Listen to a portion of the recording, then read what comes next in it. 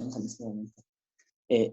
Recupero. Entonces, tengo unos modos transversal magnéticos donde tenemos un valor beta cuadrado igual a omega cuadrado mu por epsilon. En razón a que no tenemos una constante de viaje característica, es decir, K sub C es igual a 0.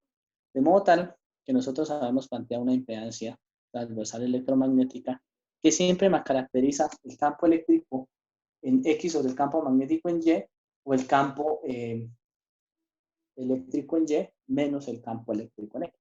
Si ustedes hacen el despeje en cualquiera de las dos ocasiones, ustedes obtendrían aquí un omega mu sobre beta. Eso lo vimos en la clase pasada, recuerden cuando lo hallamos. Si reemplazan aquí perfectamente, pues beta les convertiría en omega mu dividido entre omega raíz de mu por epsilon. Lógico, cuando despejan este cuadrado y este cuadrado. Bien, si eso es cierto, observen lo que ocurre aquí. Omega se cancela y la impedancia se va a limitar única y exclusivamente a raíz de mu dividido entre epsilon. A eso que ustedes acaban de observar con la Z transversal electromagnética nuevamente solamente cuando viajan voltajes y corrientes, nosotros lo conocemos como impedancia intrínseca del medio. Para aquellos que ya vieron el curso de antenas y propagación o lo están observando, recordarán que el medio, por ejemplo, cuando es el aire, mu es mu sub 0 y epsilon es epsilon sub 0, y lógico, cuando ustedes le sacan la raíz a esto, hallan el famoso 377 ohmios. Pueden hacer el cálculo si ustedes lo desean y van a encontrarlo de manera sencilla. Si lo hacen por el otro método, para el modo transversal electromagnético, en el cual hacemos menos E de Y sobre H de X, ustedes encontrarían lo siguiente. Entonces, E de Y, H de X. Recuerden, estas ecuaciones ya fueron previamente despejadas en la anterior clase. Me daría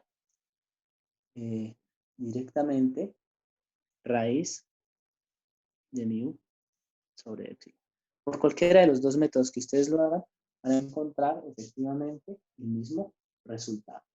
¿Hasta ahí tienen alguna duda?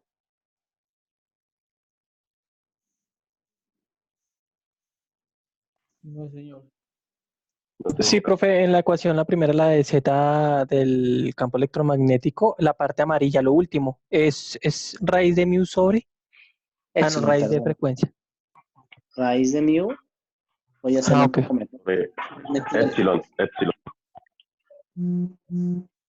Dividido entre epsilon. Recuerden que esas dos características, tanto mu como epsilon, son propias del material. Por ejemplo, hagamos un ejemplo de un ejercicio sencillo para que ustedes lo puedan hacer. Si nosotros decimos que el mu es igual a mu sub 0, recuerden que nosotros en la parte de telecomunicaciones no tocamos el componente magnético por una simple y sencilla razón.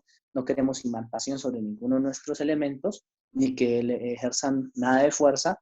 Y nosotros caracterizamos el epsilon como por ejemplo en el aceite, 2.8 veces epsilon sub 0, ustedes pudiesen hacer una caracterización y calcular la impedancia si la guía de onda estuviese llena de aceite. Bien, si la guía de onda estuviese llena de aceite, ustedes encontrarían que la impedancia que ve como tal la guía de onda de placas paralelas será mu sub 0 sobre 2.8 veces epsilon sub 0. Eso es exactamente lo mismo que decir 1 sobre raíz de 2.8 veces por los 377 ohmios que habíamos encontrado cuando teníamos epsilon sub 0 y epsilon sub 0. ¿Qué estoy diciendo? Que si ustedes observan, no puede existir otra combinación que afecte este 377 ohmios en telecomunicaciones. En telecomunicaciones nosotros siempre vamos a tender a aumentar el epsilon. Aumentar el epsilon significa que la impedancia transversal electromagnética va a tender siempre a disminuir. Si la impedancia transversal electromagnética disminuye, estamos cambiando y alterando el comportamiento de cada una de las vías. Eso va a dar más adelante vías para que ustedes puedan hablar de algo que se llama miniaturización. Qué pena, profe. Dígame. Su merced dijo que cuando aumentaba el epsilon, ¿Sí? ¿qué era lo que sucedía? Lo que pasa es que recuerden, para cualquier material, el epsilon está caracterizado como la permitividad relativa por la permitividad del aire. La mínima que podemos llegar es la del aire. ¿Listo? Por ejemplo, para el caso del aceite 2.8. Por ejemplo, para el caso de la fibra de vidrio, tenemos 14 veces epsilon sub 0. E incluso en algunas averiguaciones recientes que he hecho, tenemos un epsilon que es igual a 3 por epsilon sub 0. Y esto aplica, no sé si de pronto les suene, para el PLA. ¿Reconocen el PLA? No, señor, no, no. ¿Es el material de las baquelas? No, señor. Ah, ¿Me alcanzó a ilusionar? poquito. El PLA es el mismo material con el que ustedes en este momento hacen impresiones 3D. Ah, ok, Listo. pero ABS, es, ojo porque nos abre una puerta gigante, ¿no? Eso lo que me está diciendo es que nosotros en este momento estamos a un nivel de fabricación con la impresión 3D que también nos afecta a nosotros y que eléctricamente seríamos capaces de fabricar guías de onda a nuestro acomodo y para nuestro uso. Recuerden lo que les dije, cambiar el material dentro de la guía de ondas de placas paralelas cambia totalmente el comportamiento de cada una de las geometrías. ¿Vamos bien hasta ahí? Si ustedes observan, pues cada uno de ellos, de las cosas que vamos o que estamos avanzando, ya nos va llevando cada vez a meternos en unas formas geométricas específicas. ¿Cuál es el objetivo? Llegar a la forma geométrica para nosotros más óptima, que es la forma geométrica coaxial, que es la que rige, bueno, circular y luego coaxial, que es la que rige la fibra óptica. La fibra óptica, en realidad, la rige la guía de onda circular y el cable coaxial es que tendrá otro tipo de comportamientos que más adelante miraremos. ¿Alguna duda hasta ahí?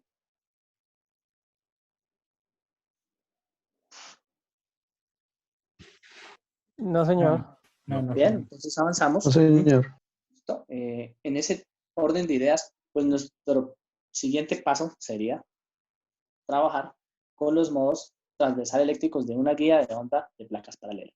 ¿Eso qué me dice? Que el campo eléctrico en Z, ojo lo que estoy diciendo, no podemos propagar en la dirección Z ningún campo eléctrico.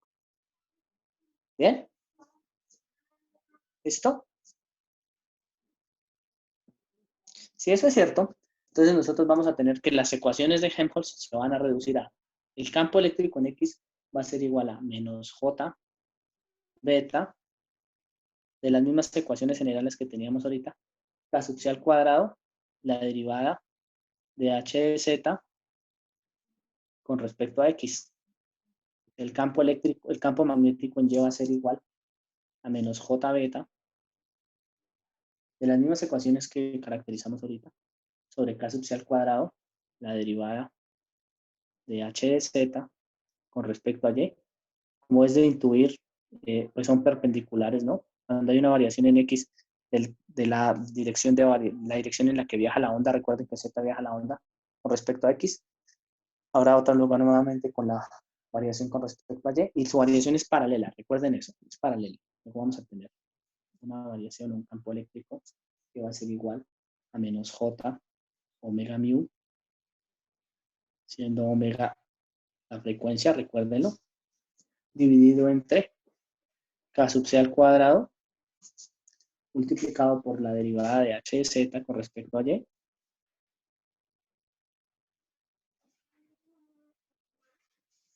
Y vamos a tener un e de y que es igual a a más j omega mu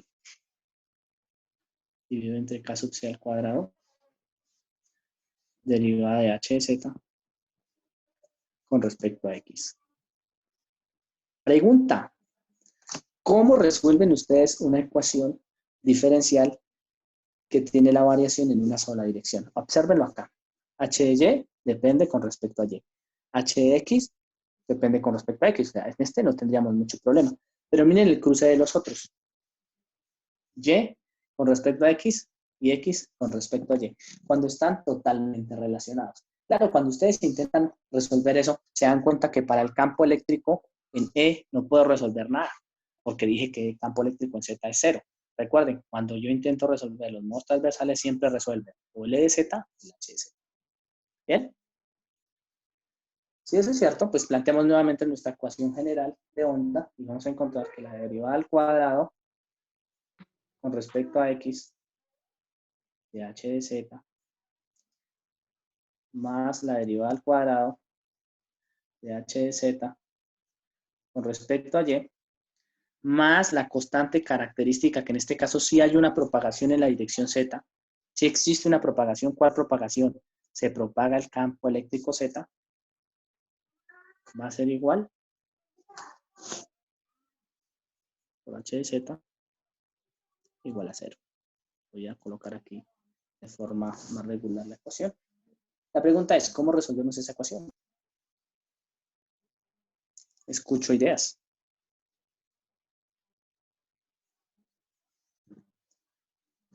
Los escucho, señores.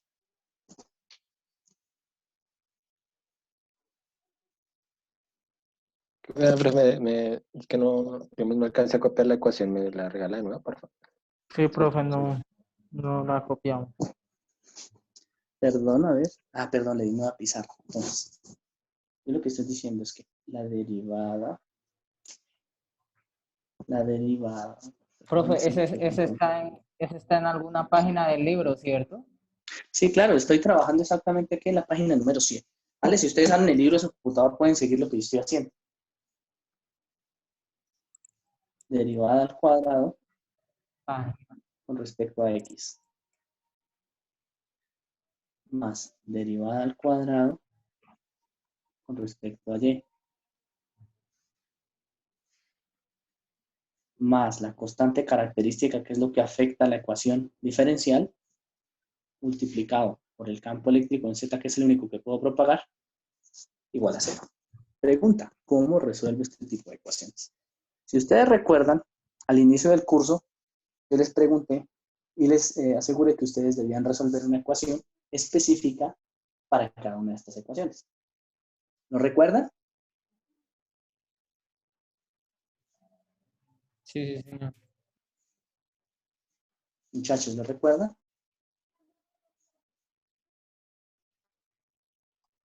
No, profe, en lo personal no.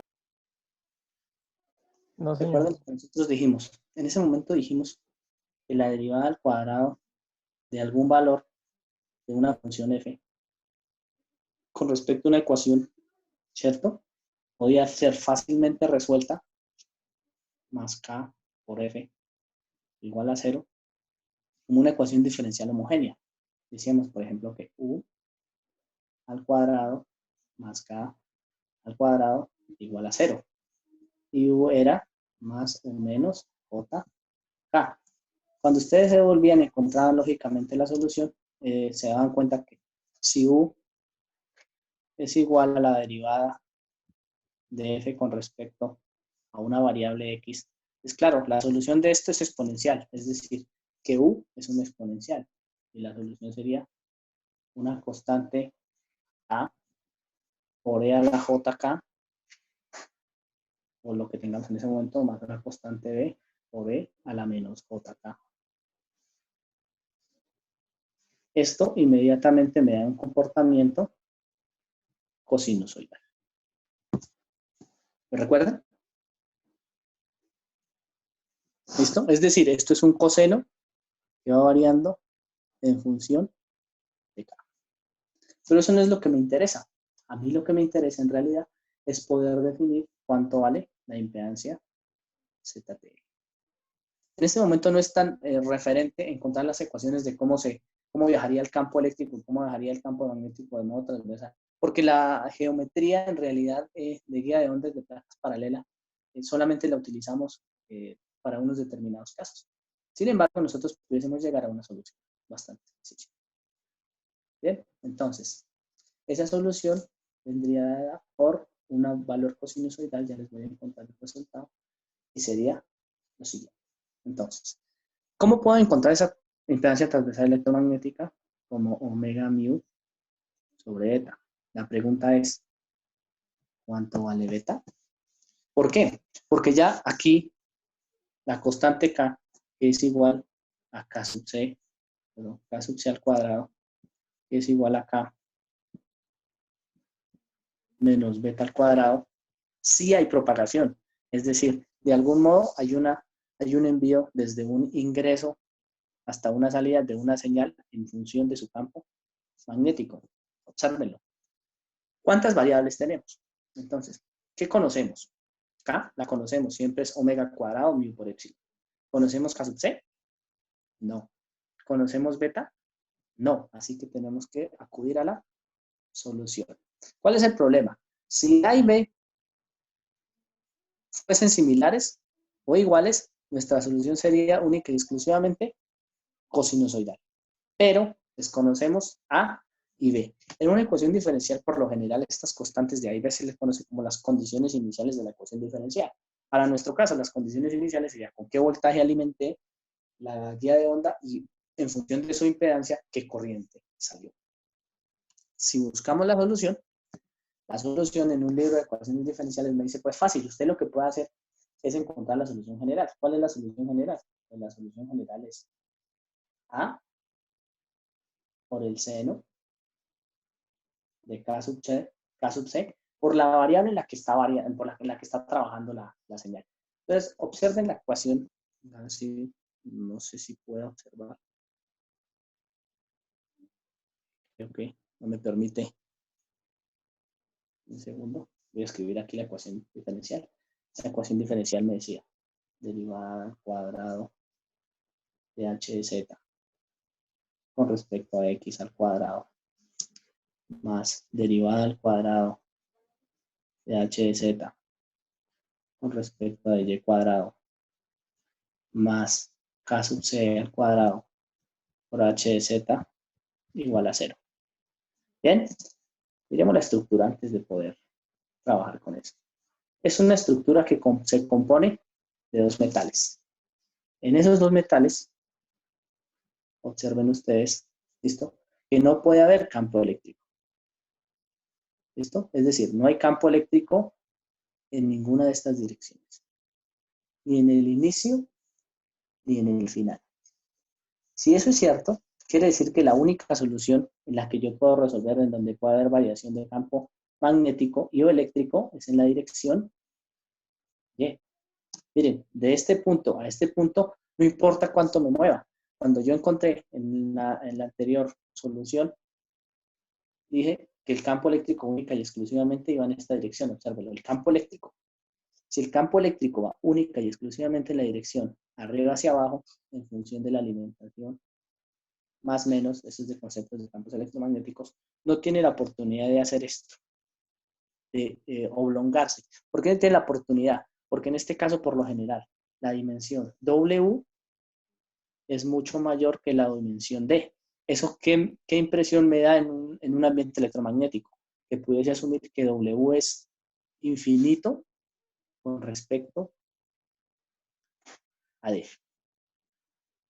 ¿Me entienden ese concepto? El concepto de infinito, el que hablábamos en una clase anterior. El concepto de infinito asume que W es muy grande. Por ejemplo, W en matemáticas o matemáticamente hablando, decimos que es 10D o superior. Eso ocurre en una guía de onda de placas paralelas. Por lo general, su separación es mucho más pequeña. Ustedes lo observan incluso en una antena tipo parche que se plantea como una guía de placas paralelas. Si eso es cierto, observen el movimiento. El movimiento. Desde acá, en el eje X, sobre cualquiera de los valores, mire, en cualquier punto que yo me trace, no tiene variación del campo eléctrico. Y lógicamente, si no tiene variación del campo eléctrico, no va a tener una variación del campo magnético. ¿Lo observan? ¿Por qué razón no tiene variación del campo magnético? Por el rotacional. Si eso es cierto, quiere decir que la componente en X no está variando. En cualquier punto que me coloque, nunca va a variar. Y eso lo deduzco del transversal electromagnético. Si eso es cierto, mi ecuación diferencial, única y exclusivamente, se ve reflejada en h de z. Voy a escribir la ecuación diferencial, ¿no? Porque ya tengo. A derivada al cuadrado de h de z con respecto a y cuadrado más k sub c por h de z igual a 0.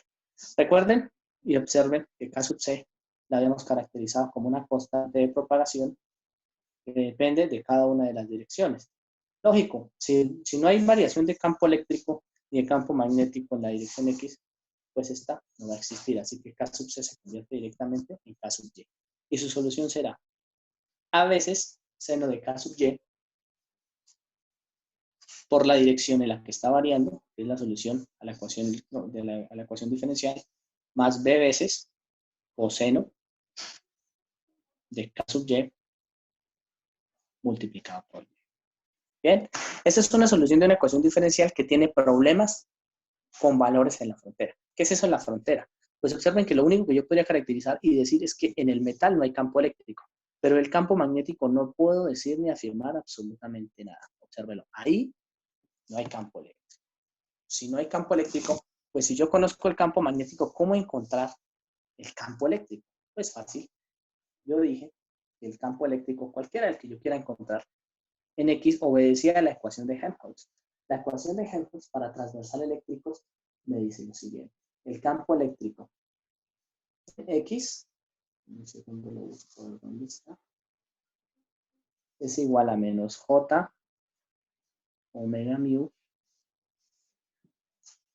de la ecuación de Helmholtz, ¿vale? Lo único que estoy haciendo, tomando la ecuación de Helmholtz y encontrando directamente su derivada sobre K sub C por la variación de esa ecuación con respecto, ¿listo? A Y, es decir, la derivada de h de z con respecto a Y. Es la única que puedo encontrar. ¿Por qué no puedo encontrar el campo eléctrico en Y? Porque el campo eléctrico en Y dependía de la dirección X. Y dijimos que en dirección X no existe variación. Así que 0 igual a 0, la solución trivial. Por eso debo seleccionar este. Si eso es cierto, hagamos la derivada. Esto me va a dar menos J omega mu sobre K sub C al cuadrado. Multiplica. Estoy derivando esta ecuación, ¿no? A veces K sub C, que es la interna, por la derivada del seno, que sería coseno de K sub Y por Y, más B veces por K sub C, que es la interna. Aquí cambia el signo, lógicamente, porque la derivada del coseno es menos seno. Menos, ¿listo? Seno.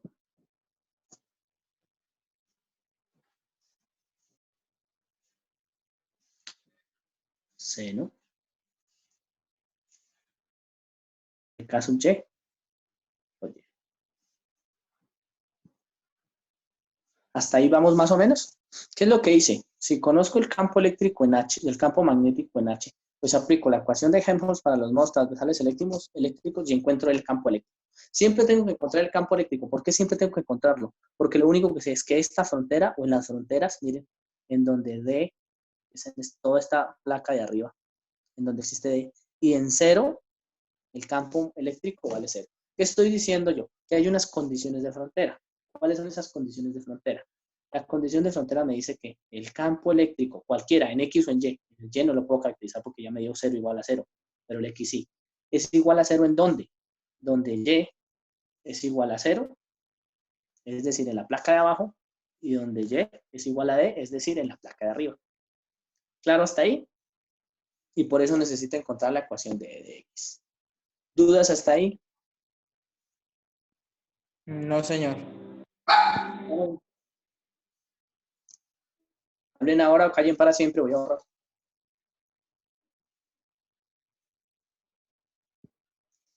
Si eso es verdad, bien, tenemos que, nos va a quedar una ecuación. Entonces, igualemos primero E de igual a 0. Si D es igual a 0, nos va a quedar la ecuación E de X igual. Pues reemplacemos por D igual a 0. Entonces, menos J omega mu sobre K sub C. ¿Por qué K sub C? Porque en el anterior, pues, ustedes observaron que en cada uno había un K sub C de la interna, así que se cancelaba con el K sub C al cuadrado. Multiplicado por A veces coseno de K sub C por Y. Si Y vale 0, es coseno de 0. Menos B seno de K sub Y, que no desconocemos, por Y, que en mi caso, Y vale 0. Si eso es 0, por favor, ¿me podrían recordar ustedes cuánto es el coseno de 0? 1, ¿El coseno de 0 es 0? 1, profe. Bien, no, eso está muy bien, ¿no? O sea que esto me da menos omega mu K sub C multiplicado por A. ¿Listo? O sea, primera cosa, ¿bien? Si yo necesito esto igualarlo, ¿cierto? En algún punto esto debería valer 0. Si esto es 0, porque no tuve en cuenta, o sea, esto me dio 0 porque el seno va a 0, no porque B tenga algún valor, o sea, desconozco el valor de B. Lo único que sobrevive de la ecuación es 1 por A multiplicado por el valor. ¿Esto puede ser 0? No. Así que, conclusión, la constante A vale 0. Si lo aplico en un segundo escenario, donde si quiero encontrar cuando Y sea D, el campo eléctrico E de X será menos J omega mu sobre K sub C multiplicado por B seno de KY por D. ¿Por qué por D? Porque Y vale D, ¿no? Y esto debería darme 0, porque estoy en la tapa de arriba de la guía de onda rectangular. Si eso es cierto, ¿esto puede ser 0? Les pregunto a ustedes, ¿este valor puede ser 0? No, evidentemente no, porque esto es una frecuencia, No, pero es un valor propio del material y esto es una constante característica de propagación. ¿Cierto que sí? Así que lo único que satisface esa ecuación es que beta veces seno de KY por D. ¿Listo? Es la única forma en que puede suceder eso. Si B vale 0, pues llegamos a la solución trivial. A igual a 0, B igual a 0, así que no resolvemos nada. Así que B no puede valer 0. Y me queda única y exclusivamente, esta es la clave de entendimiento de este tipo de cosas. De KY por D es igual a 0. Pregunta, ¿cuándo la función seno es igual a 0?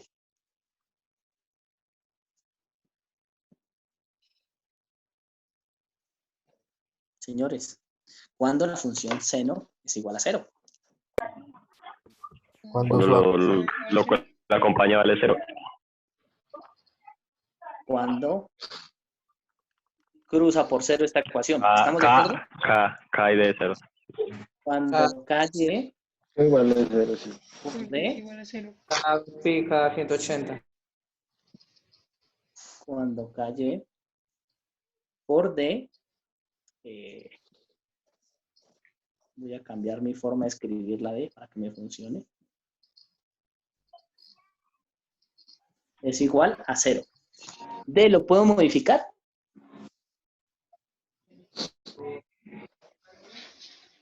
No, Sí, porque ¿no? es una condición original de cuando yo planteé la forma geométrica. Así Ah, que, ok. ¿qué me queda? Pues que KY por D debería ser múltiplo de pi. ¿Por qué de pi? Mírelo. Seno en pi, 2pi, 3pi, 4pi, 5pi. ¿Lo observan? En ese momento, la función sinusoidal es 0. Si eso se cumple, quiere decir que KY debería ser igual a npi sobre D. ¿Lo observan? Ya encontré K sub C. Y si encontré K sub C, resolví el problema. ¿Lo entendieron?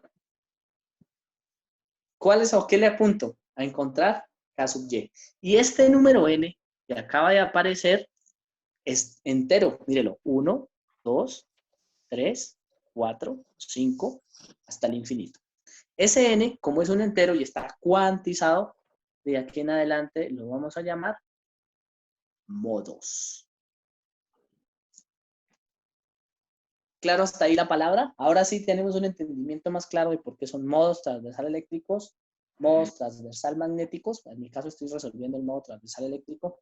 ¿Y cuál es el valor de la constante y por qué depende de su geometría? Miren, aquí está la variación de su geometría y aquí está la variación de un modo. ¿Qué quiere decir eso? Que eso se dispara similar a cómo se dispara un electrón dentro de un átomo. Tiene modos cuantizados.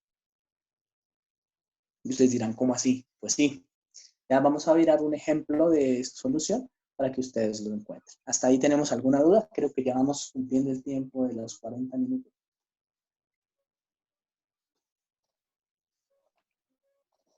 ¿Hasta ahí alguna duda?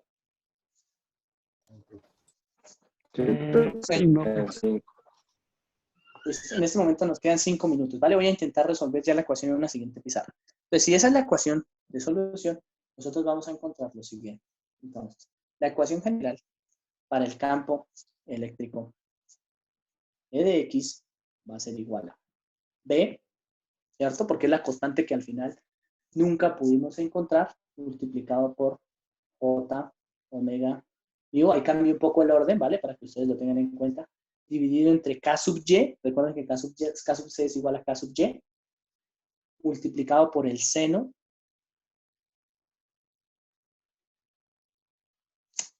un segundo que estoy aquí bien escrito, por el seno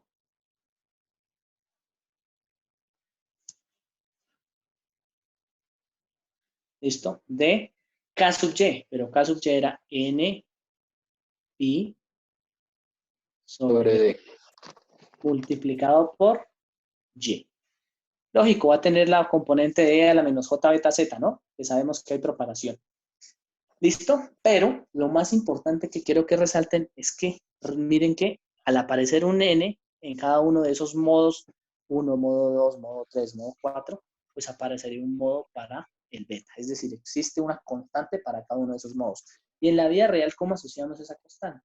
Pues esta constante es exactamente la potencia de emisión inicial con la que yo ingreso una frecuencia. ¿Qué estoy diciendo? Estoy comparando, obsérvenlo bien, o encontrando una constante característica K sub Y, en mi caso es K sub C, porque hay una sola dimensión de variación. ¿Y qué vale? Omega cuadrado mu por epsilon menos beta al cuadrado. Pero que a su vez dijimos que K sub C era N pi sobre D. Es decir, que yo ya pudiese encontrar cuál es la fase de la guía de onda. La fase de la guía de onda, beta al cuadrado, es igual a omega cuadrado, a ver, lo paso allá así, omega cuadrado mu por epsilon menos N pi sobre D. Todo elevado a la 2. Obsérvenlo bien. Si eso es cierto, muchachos, voy a escribirlo bien. ¿Listo? El beta depende única y exclusivamente de la frecuencia de transmisión. Vamos a la vía real. Vamos a meter esto en una guía de onda rectangular. Vía real. La frecuencia de transmisión. Entonces, si ustedes están trabajando en Wi-Fi, 2.4 GHz. Fijo. ¿Lo observan? Si lo colocan en una estación de telefonía móvil, 1.8 gigas, o si están en 4G en 2.5, 700 megas, depende, ¿no? Pero ese es un valor conocido, fijo, en cualquier estación base. Mu, desde el momento en que compro el material es fijo. Epsilon, desde el momento en que compro el material es fijo. Mu, por lo general, es mu sub 0. Epsilon, pues va a ser un valor relativo por epsilon sub 0. D es la separación entre cada uno de los pines o entre las dos láminas. Así que lo que estoy encontrando y lo que estoy diciendo en realidad es que los betas sub n, ¿listo? Dependen, recuerdan, betas sub n, dependen única y exclusivamente de los valores. Y les hago una pregunta. Según esta ecuación, en función de esta ecuación, ¿cuándo sería el primer disparo de esa ecuación? ¿Qué pasa si n vale 0? Si n vale 0, beta cuadrado es igual a omega cuadrado mu por epsilon, que es el mismo K, es decir, la propagación en el aire. Si n es igual a 1, esto sería una propagación. Y nosotros decimos que beta al cuadrado es igual a omega cuadrado mu por epsilon menos pi al cuadrado sobre d al cuadrado. A ese lo llamamos el modo 1. ¿Bien?